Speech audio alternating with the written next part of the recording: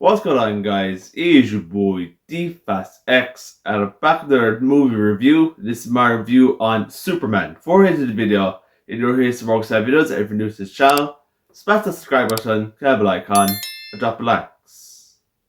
So before I start this review, I did say a while back in my Mickey 17 review that I was going to go see Superman in Toronto, but unfortunately my trip to Toronto got cancelled due to hotel issues and stuff. But there's no need to worry about that. But I did get a chance to see this movie in the Max in my local cinema. And all I got to say, guys, I absolutely loved it. Superman of 2025 so far, it is one of the best films I've seen this year. You must go and see this. Guys, I gotta say, I was impressed with this movie. And I have high hopes now for the DCU going forward. So, Superman is this is a new Superman movie that we have now in the DCU, which James Gunn and Peter Safran have now built up now since they announced it was like 2 years ago or 3 years ago, I think it was. So they started the new DCU with this movie, Superman. And new Superman is played by David Cornsweet, who I've seen in Pearl, one of the films from the X trilogy and stuff. And I gotta say this, guys, David Cornsweet is just fantastic as Superman.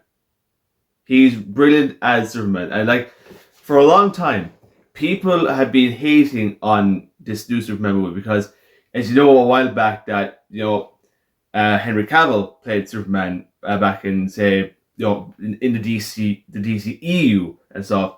But as you know, as we all know now, that the whole story of the DCEU was just going downhill all the time and stuff, But as I said, comparing this Superman to Henry Cavill, trust me, I liked Henry Cavill as Superman. Like, he played a really, really good Superman and stuff. It's just the way Zack Snyder brought him up, it was just horrible. Absolutely horrible. Now I know that Zack Snyder wanted to go for a much darker kind of a move. I would say a much darker kind of a tone for Superman and stuff. But in fairness, now I think that James Gunn directed this film, and he did a great job at this. And I've seen obviously his other films, of course, the Guardians of the Galaxy films, the Suicide Squad, Peacemaker, and lots more other films that I've watched from him and stuff. He put so much effort into this movie and stuff, it's when I was watching this film, right, I was there kind of saying that it's giving back more of the Christopher Reeve vibes, the very vibrant kind of colors and stuff we've gotten since 1978. Like, this is the Superman that we kind of want to see again, and it was really well done and stuff, and I like the style that the work that James Gunn puts into his films of, and especially in this one, there's a lot of good camera techniques he used for Superman during the flying scenes and stuff, And so this story in this is kind of where Superman, Lex Luthor, played by Nicholas Hoult, who I've seen in Nosferatu early on this year, he plays the bad guy Lex Luthor, and he obviously he exposes Superman's name and stuff, and try to decrypt it, or how would I say it? Tried to hijack or how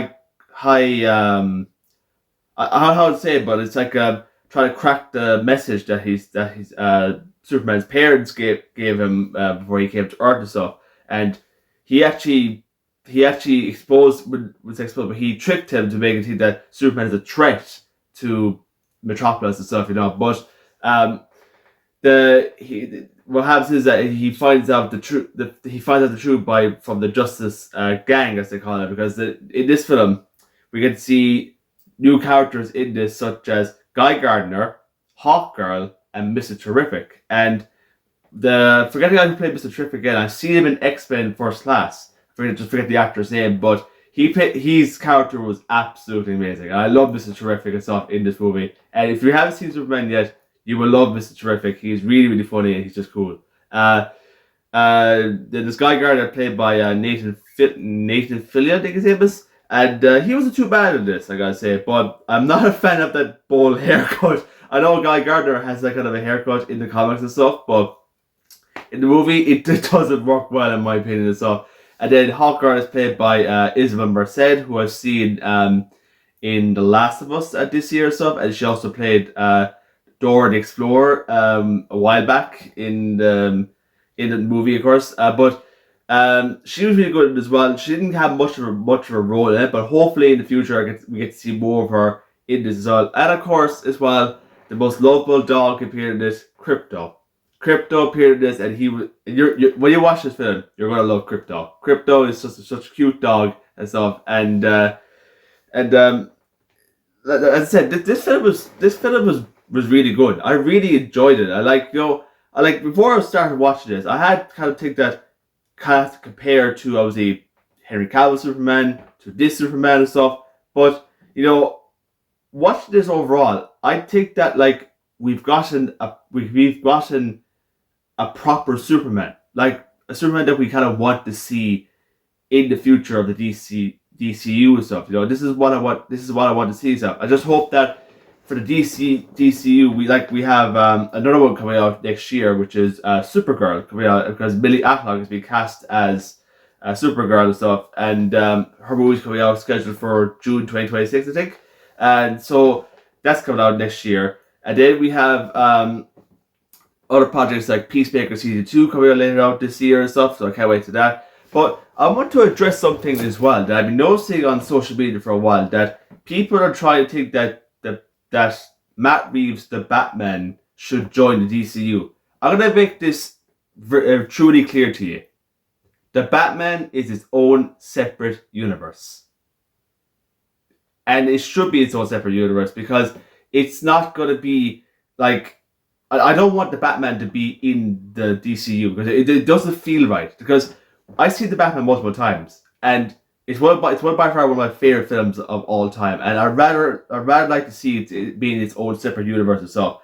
And like the Matt Reeves has finished the Batman Part 2 script, and I cannot wait for when it comes out 2027 and stuff. But people online just want the Batman to be part of the DCU, and my advice is it's never going to happen. Let the DCU find its own version of Batman and leave it at that. Do not even think about putting the Batman in the DCU. It doesn't fit right. It never fit right. It never will. But overall, guys, I absolutely enjoyed this film, and there was a lot of good moments in this film, I gotta say. As I said, I have a bright hope for the DCU, and hopefully they can make more projects later on in the future stuff a bit longer to the DCEU, because as we know, the DCEU failed. And like, I knew when I was watching the DCU that it was failing. It was collapsing. But hopefully now for the DCU that we have brighter hopes for projects coming out later on in the next coming futures and stuff. But overall, guys, I gave this movie an 8 out of 10, 4 stars. Guys, it's in cinemas right now. Go watch it. You're going to love it. So that's my review of Superman. So I hope you enjoyed this video, guys. I'll back my review very soon for the upcoming movie, Fantastic Four: First Steps. So this is your more video, guys. Smash the subscribe button, click the bell icon, and drop a like, and I'll see you next time. Peace.